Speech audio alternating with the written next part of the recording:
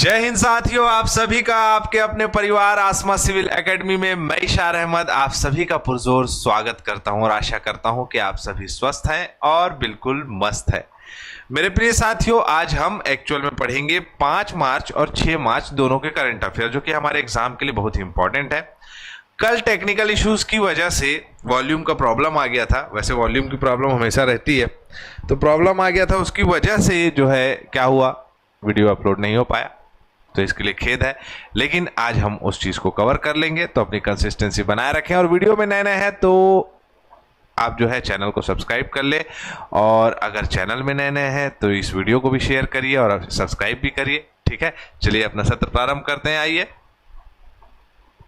आज की पॉजिटिविटी है, माधव कह रहे हैं पार्थ से, आलस्य कुतो विद्या अविद्यस्य कुतो धनम अधनस्य कुतो मित्रम मित्रस्य कुतः सुखम। अर्थात आलसी इंसान को विद्या कहाँ है। ठीक है, प्रोनाउंसिएशन जो है ऊपर नीचे हो सकता है, लयबद्धता मेरे से नहीं बन पा रही होगी, तुक और लय, लेकिन इसका आसान अगर परिचय देखें तो आलसी इंसान को विद्या कहाँ है। जिसके पास आलस रहेगा उसको विद्या छू। ठीक है, विद्या विहीन को धन कहाँ, धन विहीन को मित्र कहाँ, और मित्र विहीन को सुख कहाँ। तो अगर मेरे प्रिय साथियों कोई व्यक्ति आलस करेगा तो उसको विद्या नहीं मिलेगी। विद्या या बुद्धि में उसकी मानसिकता नहीं है तो पैसा नहीं कमा पाएगा, और पैसा नहीं कमा पाएगा तो क्या होगा, उससे कोई दोस्ती करना नहीं चाहेगा। तो यही बात अगर अपने जीवन में देखें तो हमारे सामने सरकारी नौकरी का जो पोस्ट है, उसके लिए हम क्यों ना अपने आलस्य को दूर करके, अपनी कंसिस्टेंसी मेंटेन करके, एक युद्ध स्तर पे तैयारी करके अपने लक्ष्य को प्राप्त करें, ये संकल्प हम लेते हैं। ठीक है, मेरी बातें आप लोग को समझ में आ गई होगी। चले आगे।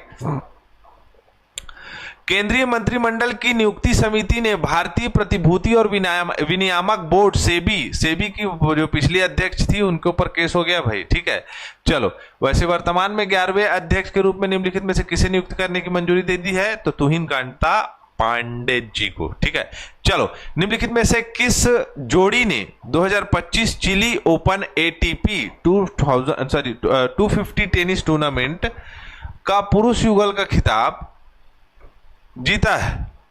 अच्छा, टेनिस टूर्नामेंट में पुरुष युगल में हमारे एक भारतीय खिलाड़ी भी हैं जिनका नाम है ऋत्विक बोलीपल्ली। ठीक है, क्या नाम है इनका, बोली और पल्ली, मतलब ऋत्विक बोलीपल्ली और निकोलस बेरिएंटोस, क्या नाम है, बहुत बढ़िया नाम है। और निकोलस बेरिएंटोस कहाँ के हैं, तो कोलंबिया के हैं। इन्होंने वर्तमान 2025 में Chile Open ATP in the sense, ATP का फुल फॉर्म क्या होगा, एसोसिएशन ऑफ टेनिस प्रोफेशनल्स, तो इसका खिताब इन्होंने जीता है। 24 फरवरी से 2 मार्च तक की ये प्रतियोगिता हो रही थी, जिसका खिताब इन्होंने जीता है। चलो आगे बढ़ते हैं। एसोसिएशन ऑफ टेनिस प्रोफेशनल्स की बात करें तो मेरे प्रिय साथियों गौर से समझना इस चीज को, 1972 में इसकी स्थापना हुई है। ठीक है, एतिया बाबू क्लियर, ये कैसे सेलेक्ट नहीं हुई यार। शीर्ष पुरुष पेशेवर टेनिस खिलाड़ियों के द्वारा इसे बनाया गया है।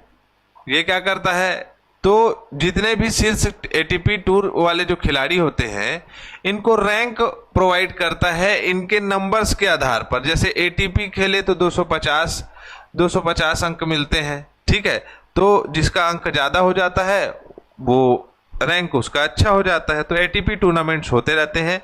भारत की बात करें, भारत में एटीपी टूर्नामेंट के बारे में अगले क्वेश्चन में देखेंगे, जो कि आपके स्क्रीन पे ये रहा।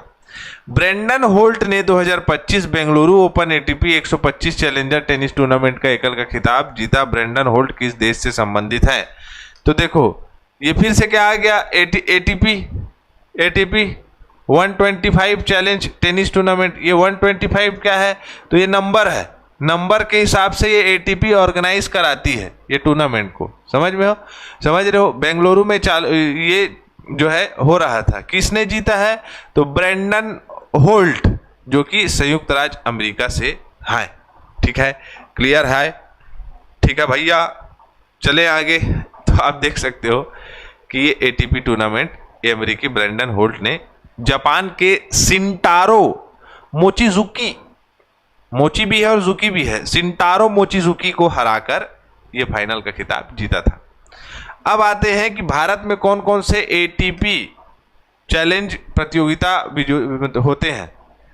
तो चेन्नई ओपन होता है, दिल्ली ओपन होता है, महाराष्ट्र ओपन होता है और बेंगलुरु ओपन होता है। इसमें 125 अंक, इसमें 100 अंक, इसमें 75, इसमें 100 अंक। ठीक है, इसमें मतलब चेन्नई में 100, दिल्ली में 75, महाराष्ट्र में 100 और बेंगलुरु में 125। अलग अलग खिलाड़ियों ने इसे जीता है। ठीक है, पढ़ लेते हैं। एकल फ्रांस के केरियन जकोवेट ने स्वीडिश के एलियास यमेर को हराया था, हमने पढ़ा था इसके बारे में। युगल की बात करें तो शिंटारो मोचिजुकी और काइतो उएसुगी ने भारत के रामकुमार रामनाथन को और साकेत माइनेनी को हराया था। ठीक है, तो ये आप पीडीएफ में देख लेंगे कि किसको किसने कौन कौन से जीता है। सीधा सीधा प्रश्न एग्जाम में पूछा जाता है एटीपी से रिलेटेड। ठीक है, चलें आगे। आप डायरेक्ट कैसे आ गए? निम्नलिखित में से कौन सा क्रिकेट खिलाड़ी 301 दिवसीय खेलने वाला 7वां भारतीय क्रिकेटर बन गया है? कौन है भैया? विराट कोहली। विराट कोहली ने 300 नंबर का क्रम का अपना ओडीआई खेला, जो कि 7वें भारतीय और दुनिया के 22वें खिलाड़ी बन गए हैं। इससे पहले महेंद्र सिंह धोनी और आपके हमारे जो सचिन तेंदुलकर है वो रहे हैं, बहुत सारे खिलाड़ी रहे, तो 7वें नंबर के हमारे Virat Kohli. Clear?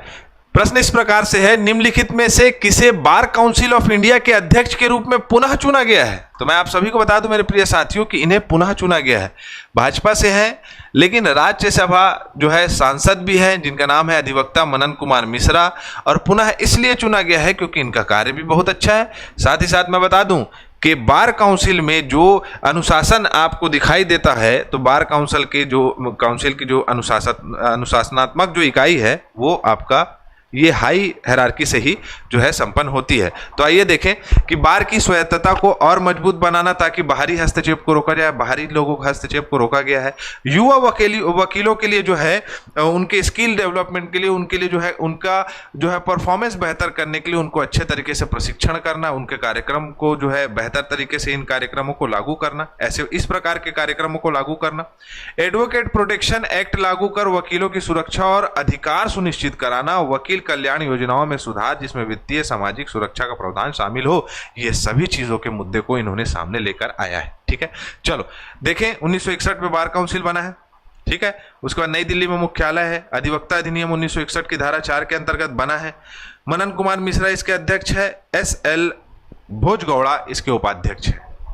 Bar council का अगर हम देखें 1961 की धारा 4 के अंतर्गत बना है, जैसे हमने बात किया। अधीनस्थ संस्था है क्षेत्रीय विधिज्ञ परिषदें, विधि विश्वविद्यालय, विधि संस्थान, ये सभी मुख्य रूप से जितने भी विधिक कार्य करने के लिए जो वकील हैं उन लोगों के लिए कार्य किया जाता है। ठीक है, अधिवक्ताओं के लिए। ठीक है, चलो कन्नड़ भाषा की पुस्तक हार्ट लैंप को पहली बार अंतरराष्ट्रीय बुकर पुरस्कार में शामिल किया गया है। यह पुस्तक लेखक कौन है? यह पुस्तक के लेखक हैं बनु मुश्ताक की यह पुस्तक थी जिसको बुकर पुरस्कार के लिए लिस्टिंग किया गया था। बुकर पुरस्कार क्या है देखो, पहले देख लो भाई, है ना। क्या नाम है इनका? तो इनका नाम है बनु मुश्ताक। ठीक है, हार्ट लैंप जिसको जो है कौन सी लेखिका है? तो कन्नड़ लेखिका है। ठीक है, ये क्या करती है? बनु मुश्ताक दलित और मुस्लिम महिलाओं के अधिकारों के लिए मुखर समर्थक है। कर्नाटक में साहित्य अकादमी पुरस्कार मिल चुका है इनको। चिंतामणि अतिम्भे पुरस्कार से सम्मानित किया गया है। हार्ट लैंप पहले ही उर्दू, हिंदी, तमिल और मलयालम में अनुवादित हो चुकी है। इस पुस्तक को इन्होंने लिखा है, हार्ट लैंप को। ठीक है, अंतर्राष्ट्रीय बुकर पुरस्कार किसको दिया जाता है? तो किसी पुस्तक के लेखक को और उसके अनुवादक को, अनुवाद करने वाले को साथ में दिया जाता है। ठीक है, 50,000 यूरो दिया जाता है, लगभग 50 लाख रुपए। ठीक है, 50,000 यूरो 2005 में शुरू हुआ था। यह पुरस्कार 2016 से हर वर्ष दिया जाने लग गया है, तो आपको ये पता होना चाहिए। चलो, बुकर पुरस्कार एक बहुत ही सम्मानित पुरस्कार है किसी भी लेखक के लिए। निम्नलिखित में से किस टेनिस खिलाड़ी जोड़ी ने, फिर से टेनिस का प्रश्न है, 2025 दुबई ओपन टेनिस टूर्नामेंट का युगल खिताब जीता है? युगल खिताब मतलब लड़का आपका जोड़ी वाला भाई, ठीक है, पेयर, जिसको क्या बोलेंगे भाई इंग्लिश में, पेयर वन, पेयर है ना, डबल्स, डबल्स बोलेंगे। यूकी भांबरी और एलेक्सी पोपिरिन, बड़ा खतरनाक खतरनाक नाम रहता है भैया, भांबरी, ऐसा लग रहा है कि बम बम गिर गया इसको देख के। तो ये भारतीय टेनिस खिलाड़ी यूकी भांबरी और ऑस्ट्रेलिया के है एलेक्सी पोपिरिन ने, इन्होंने ये खिताब को जीता है दुबई ओपन को। चले आगे। सशक्त पंचायत नेत्री अभियान किस मंत्रालय द्वारा शुरू किया गया है? तो ग्रामीण पंचायती राज मंत्रालय के द्वारा इसे स्टार्ट किया गया है। पहले तो बता दूं क्या किया जाएगा इसमें, तो महिलाओं के सशक्तिकरण के लिए कार्य किया जा रहा है मेरे प्रिय साथियों। पंचायत नेत्री नाम है इसका। पंचायतों में महिलाओं के नेतृत्व की क्षमता को बढ़ाना इसका मुख्य उद्देश्य है।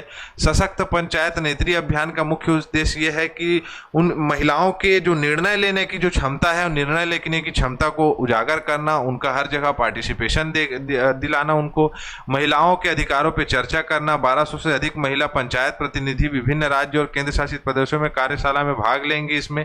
तो मुख्य उद्देश्य यह है कि महिला सशक्तिकरण इसका मुख्य उद्देश्य है, ठीक है। उत्तर प्रदेश सरकार ने राज्य में किस जगह डिजिटल लाइब्रेरी स्थापित करने का निर्णय लिया है? तो सब ग्राम पंचायत में बनेगा भैया, ठीक है, सब ग्राम पंचायत में क्या बनेगा? Digital library. 4 लाख रुपए का प्रावधान है। 2 लाख रुपए क्या लगेगा? तो 2 लाख रुपए का आएगा इक्विपमेंट्स, और 2 लाख रुपए क्या आएगा? 2 लाख रुपए का लगेगा, आएगा पुस्तक, किताब पुस्तक आएगा, ठीक है। बहुत अच्छा पहल है बिहार राज्य का, सॉरी उत्तर प्रदेश राज्य का। भाई कहां से बिहार राज्य चले गया मैं। चलें आगे, आ जाओ प्यारे बच्चों। हाल ही में भारत सरकार ने निम्नलिखित में से किसे नवरत्न का दर्जा दिया है? मोस्ट इंपॉर्टेंट, भारतीय रेलवे खान पान एवं पर्यटन निगम मतलब IRCTC मतलब इंडियन रेलवे से catering and tourism corporation limited, और साथ ही साथ भारतीय रेलवे वित्त निगम मतलब IRFC मतलब Indian railway finance corporation IRFC, ये दोनों को नवरत्न कंपनी का दर्जा मिल गया है, क्योंकि ये मिनी रत्न कंपनी के क्राइटेरिया में आती थी, और नवरत्न कंपनी वही बनती है जो कि मिनी रत्न के कंपनी के क्राइटेरिया में आती रहती है। तो याद रखना है आपको कि जो है आपका ये दोनों क्या बन गई है? नवरत्न कंपनी। भारत में 26 टोटल जो है आपका नवरत्न कंपनी देखने को मिलेगा, तो आप याद कर सकते हो, नहीं तो पढ़ लो इसको, PDF में देख लो, नोट कर लो। हाल ही में राष्ट्रपति द्रौपदी मुर्मू ने प्रतिष्ठित शिक्षाविदों को 8वें विजिटर्स अवार्ड 2023 से सम्मानित किया। पुस्तक निम्नलिखित में से किस श्रेणी में दिया गया था? तो किस में दिया गया था भाई? जल्दी बताओ फटाक से। उपयुक्त सभी कैटेगरी में इसे दिया गया था। नवाचार, अनुसंधान, प्रौद्योगिकी विकास, ये सभी क्षेत्रों में ये दिया गया था। बिल्कुल याद रखना है इसको, ठीक है। टोटल 184 केंद्रीय उच्च शिक्षा संस्थानों की निगरानी या विजिटिंग या विजिट करने की जो वो है आपका मतलब क्या बोलना चाहिए उसको, अधिकार जो है, अधिकार क्षेत्र किसके पास है? तो राष्ट्रपति द्रौपदी मुर्मू जी के पास, क्योंकि राष्ट्रपति जो है सभी जितने भी उच्च संस्थान हैं उसकी क्या है? तो कुलपति हैं, ठीक है। तो अगर हम देखें किन किन लोगों को कौन कौन से क्षेत्र में जो है अवार्ड मिला है, तो नवाचार के लिए विजिटर्स पुरस्कार सरिपेला श्री कृष्णन कहाँ की है? तो बनारस हिंदू विश्वविद्यालय की प्रोफेसर है। भौतिक विज्ञान में किसको मिला है? तो अश्वनी कुमार नागिया, ये कहाँ की है? तो हैदराबाद विश्वविद्यालय की प्रोफेसर है। जैविक विज्ञान अनुसंधान के लिए विजिटर अवार्ड दिल्ली विश्वविद्यालय के प्रोफेसर रीना चक्रवर्ती को मिला है, और प्रोफेसर राजकुमार को मिला है। वैसे ही प्रौद्योगिक विकास के लिए विजिटर पुरस्कार वेंकटेश्वरलू चिंताला को मिला है, ठीक है। तो ऐसे ये पुरस्कार आप याद रख सकते हैं। अब हम जो है रिवीजन के मोड में आएंगे, लेकिन उससे पहले चैंपियंस ट्रॉफी 2025 के में फाइनल में किस टीम को 4 विकेट से, फाइनल में ये सेमीफाइनल होगा भाई, क्या होगा? सेमीफाइनल में किस टीम को, चैंपियंस ट्रॉफी 2025 के फाइनल में, सेमीफाइनल में किस टीम को 4 विकेट से हराकर फाइनल में जगह बनाई, ठीक है। प्रश्न की ऐसी तैसी हो गई है। भारत चैंपियनशिप ट्रॉफी जो चल रहा है दुबई में और पाकिस्तान में, तो इस चैंपियंस ट्रॉफी में 2025 के सेमीफाइनल में ऑस्ट्रेलिया को हराकर, ऑस्ट्रेलिया हारी है और 4 विकेट से हराया है और हराकर फाइनल में जगह बनाई है। ठीक है, यहाँ पर फाइनल में जगह होगी। तो ये प्रश्न थोड़ा सा ऊपर नीचे हो गया था, तो आपको याद रखना है। क्लियर? क्या था ये प्रश्न? भारत में चैंपियंस ट्रॉफी 2025 के फाइनल में किस टीम को 4 विकेट से हराकर जगह बनाई?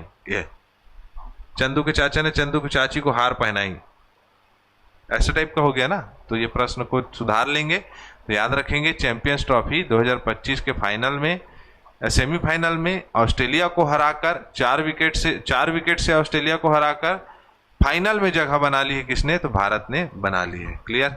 चलें आगे। बहुत सारा अच्छा प्रदर्शन था। 98 गेंद में 84 रन बनाए विराट कोहली, 62 गेंद में 45 रन श्रेयस अय्यर बनाए हैं, 30 गेंदों में 27 रन अक्षर पटेल बनाए, हार्दिक पांड्या तो 24 गेंदों में 28 रन बना के मैच वापस ले आए थे। बहुत ही अच्छा खेल खेल रहे हैं। राष्ट्रीय सुरक्षा दिवस कब मनाया जाता है? 4 मार्च को। आध्यात्मिक गलियारा योजना, महाकुंभ के बाद योगी जी जो है क्या कर रहे हैं, वहाँ के जितने भी आध्यात्मिक क्षेत्र हैं उनको जोड़ने का इन्होंने काम चालू करवाया है। जान रहे हैं महाकुंभ में इतने सारे लोग निपट गए हैं करके। 8.25% वित्तीय वर्ष 2024-25 के लिए कर्मचारी भविष्य निधि में जो है ब्याज मिलेगा। पेरेप्लेक्सिटी, हाँ, इसने पेटीएम के साथ, इस AI जो है आपका कंपनी ने पेटीएम के साथ साझेदारी कर ली है। ठीक है, ये बहुत भूल गए थे। भारतीय वायुसेना ने जोधपुर वायुसेना स्टेशन पर डेजर्ट हंट अभ्यास आयोजित किया। ठीक है, उसका नेतृत्व किया। त्रिपुरा में भारतीय कृत्रिम अंग निर्माण निगम जो है केंद्र स्थापित किया जा रहा है। कृत्रिम अंग बना सकते हैं, जाकर डुप्लीकेट, किसी का हाथ नहीं, किसी का पैर नहीं, किसी का सर नहीं, जाकर ले लो वहां से। ठीक है, मजाक कर रहा हूँ भैया। चलो, ब्लू वीजा प्रणाली संयुक्त राज्य अमीरात उसको देगा जो कि प्राकृतिक के क्षेत्र में पर्यावरण स्थिरता में योगदान देगा। $200 मिलियन ADB दिया है किसको? कलकत्ता नगर निगम को। पीयूष गोयल ने भारत कॉलिंग कॉन्फ्रेंस 2025 का उद्घाटन किया है। हाल ही में आयोजित भारतीय सेना के जल थल रक्षा 2025 सैन्य अभ्यास का मुख्य उद्देश्य क्या है? तो आपको इसको बताना है। आपका सत्र यहीं कंप्लीट होता है। इसी के साथ मैं इजाजत चाहूंगा। जय हिंद, जय भारत।